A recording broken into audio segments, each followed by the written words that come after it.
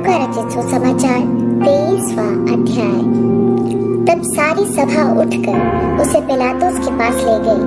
वे यह कहकर उस पर दोष लगाने लगे, हमने इसे लोगों को बहकाते और कैसर को कर देने से मना करते और अपने आप को मसीह राजा कहते हुए सुना है। पिलातुस ने उससे पूछा, क्या तू यहूदियों का राजा है? उसने उसे उत्तर दिया, तू आप ही कह रहा है। तब पिलातुस ने प्रधान याजकों और लोगों से कहा, मैं इस मनुष्य में कोई दोष नहीं पाता। पर वे और भी दृढ़ता से कहने लगे, यह गलील से लेकर यहाँ तक सारी यहूदिया में उपदेश दे देकर लोगों को भड़काता है। यह सुनकर पिलातुस ने पूछा, क्या यह मनुष्य गलीली है? और यह जानकर कि वह हेरोदेस की रियासत का है, उसे हेरोदेस के पास भेज दिया, क्योंकि उन दिनों में वह भी यरूशलेम में था। हेरोदेस यीशु को देखकर बहुत ही प्रसन्न हुआ, क्योंकि वह बहुत दिनों से उसको देखना चाहता था, इसलिए कि उसके विषय में सुना था और उससे कुछ चिन्ह देखने की आशा रखता था। वह उससे बहुत सी बातें पूछता रहा, पर उसने उसको कुछ भी उत्तर न दिया। प्रधान याजक और शास्त्री खड़े हुए तन मन से उस पर दोष लगाते रहे। तब हेरोदेस ने अपने सिपाहियों के साथ उसका अपमान करके ठट्ठों में उड़ाया और भड़कीला वस्त्र पहनाकर उसे पिलातुस के पास लौटा दिया। उसी दिन पिलातुस और हेरोदेस मित्र हो गए। इसके पहले वे एक दूसरे के बैरी थे।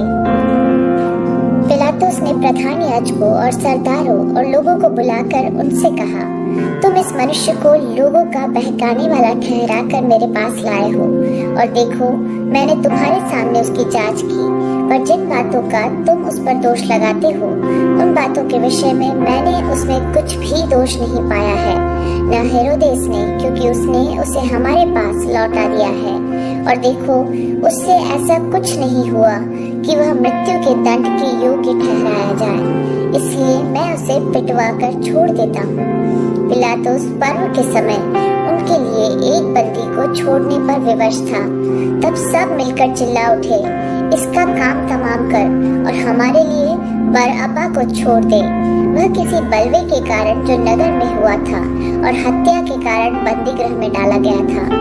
पर पिलातुस ने यीशु को छोड़ने की इच्छा से लोगों को फिर समझाया, परंतु उन्होंने चिल्लाकर कहा, उसे क्रूस पर चढ़ा, क्रूस पर। उसने तीसरी बार उनसे कहा, क्यों?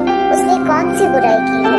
मैंने उसमें मृत्यु के दंड की योग्य कोई बात नहीं पाई, इसलिए मैं उसे पिटवा कर छोड़ देता हूँ।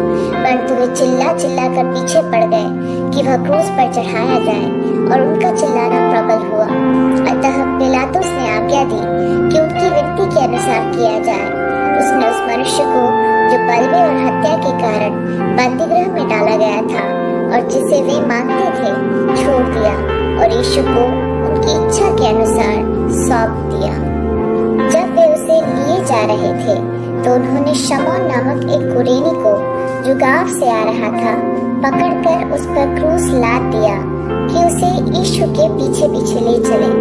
लोगों की बड़ी भीड़ उसके पीछे हो ली।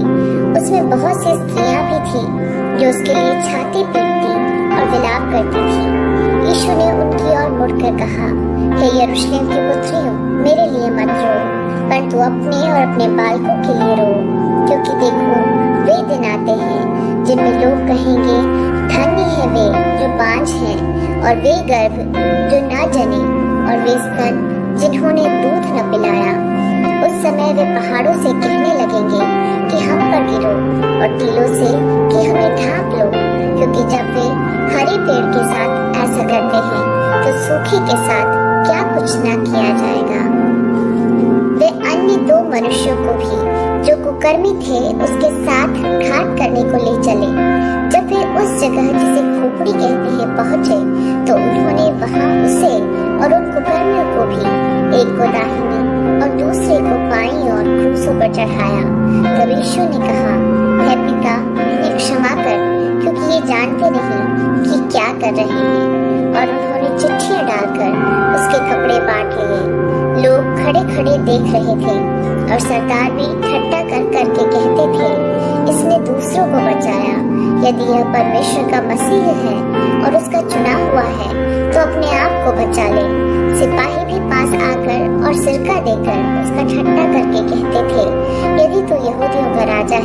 तो अपने आप को बचा। और उसके ऊपर एक दोष पत्र भी लगा था, यह यहूदियों का राजा है। जो कुकर्मी वहां लटकाए गए थे उनमें से एक ने उसकी निंदा करके कहा, क्या तू मसीह नहीं तो फिर अपने आप को और हमें बचा। इस पर दूसरे ने उसे डांट कर कहा, क्या तू परमेश्वर से भी नहीं डरता, तो भी तो वही दंड पा रहा है और हम तो न्यायानुसार दंड पा रहे हैं, क्योंकि हम अपने कामों का ठीक फल पा रहे हैं। पर इसने कोई अनुचित काम नहीं किया। तब उसने कहा, हे यीशु, जब तू अपने राज्य में आए तो मेरी सुधि लेना। उसने उससे कहा, मैं तुझसे सच कहता हूँ कि आज ही तू मेरे साथ स्वर्गलोक में होगा। लगभग दोपहर से तीसरे पहर तक सारे देश में अंधियारा छाया रहा और सूर्य का उजियाला जाता रहा और मंदिर का पर्दा बीच से फट गया। और यीशु ने बड़े शब्द से पुकार कर कहा, हे पिता, मैं अपनी आत्मा तेरे हाथों में सौंपता हूँ। और यह कहकर प्राण छोड़ दिए। सूबेदार ने जो कुछ हुआ था देखकर परमेश्वर की बड़ाई की और कहा, निश्चय यह मनुष्य धर्मी था। और भीड़ जो यह देखने को इकट्ठी हुई थी इस घटना को देखकर छाती पीटती हुई लौट गई। और उसके सब जान पहचान और जो स्त्रियां गलील से उसके साथ आई थी दूर खड़ी हुई यह सब देख रही थी। वहाँ यूसुफ नाम का महासभा का एक सदस्य था जो सज्जन और धर्मी पुरुष था और उनकी योजना और उनके इस काम से प्रसन्न न था। वह यहूदियों के नगर अरिमतिया का रहने वाला और परमेश्वर के राज्य की बाट जोहने वाला था। उसने पिलातुस के पास जाकर यीशु का शव मांगा और उसे उतारकर मलमल की चादर में लपेटा और एक कब्र में रखा जो चट्टान में खुदी हुई थी और उसमें कोई कभी न रखा गया था। वह तैयारी का दिन था और सप्त का दिन आरंभ होने पर था। उन स्त्रियों ने जो उसके साथ गलील से आई थी पीछे पीछे जाकर उस कब्र को देखा और यह भी कि उसका शव किस रीति से रखा गया है। तब उन्होंने लौटकर सुगंधित वस्तुएं और इत्र